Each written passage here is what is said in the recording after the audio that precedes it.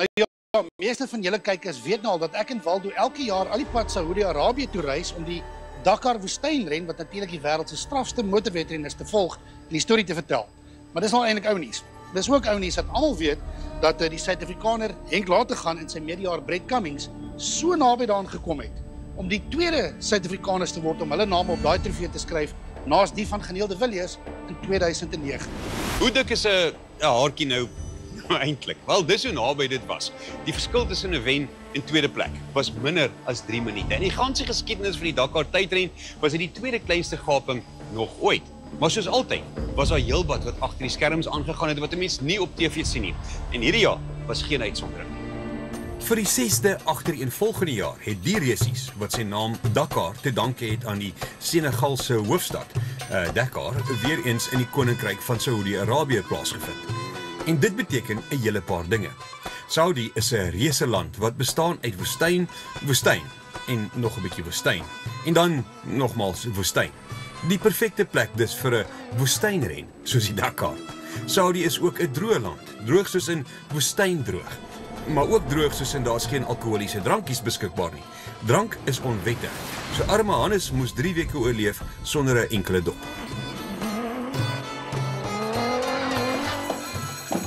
Ja, Hannes moes en Hannes het ook. Grootliks omdat Hannes nie jy se keuse gehad het nie, maar dit eers daar gelaat. Januarie is dan ook die middel van winter in Saudi-Arabië en ten spyte van die feit dat dit die Midde-Ooste is, het ons vanjaar koud gekry, nat gereën en gereeld ook sommer amper weggewaai. Maar dis die Dakar. Niemand het gesê dis ooit maklik. En wanneer dinge moeilik raak, is mos wanneer Suid-Afrikaners gewoonlik saam staan. En as Suid-Afrikaners saam staan, bereik ons gewoonlik wonderlike hoogtes. Dis die dat Suid-Afrikaners jaar na jaar uitblink op die wêreld se strafste motorwedren.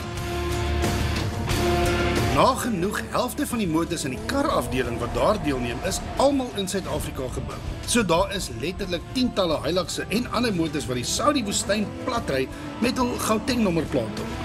En dan is daar die span Suid-Afrikaners wat self deelneem met die hoop om ons land trots te maak. Aan die hoof van die lot staan ons ou pel Geniel de Villiers, wat natuurlik geen bekendstelling nodig het.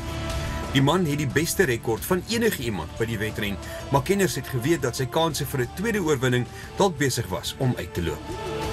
Suid-Afrikaners se hoop om die wedren weer 'n slag te wen, lê dus deesdae op die man se skouers. Veelmalige Suid-Afrikaanse veldrenkampioen Henk Lategan en sy uiters bekwame navigator Brett Cummings. Maar eers dit nou eerste. En alvorens die ren kon begin, moes hulle eers kwalifiseer. En by vanjaar se Dakar was die posisie waarin mens elke dag se wegspring meer belangrik as ooit. Henk het sommer uit die staanspoor uit die pap dik aangemaak deur die kwalifikasieringsronde te wen. Dit beteken die man kon sy wegspringposisie vir sneldeel 1 self kies.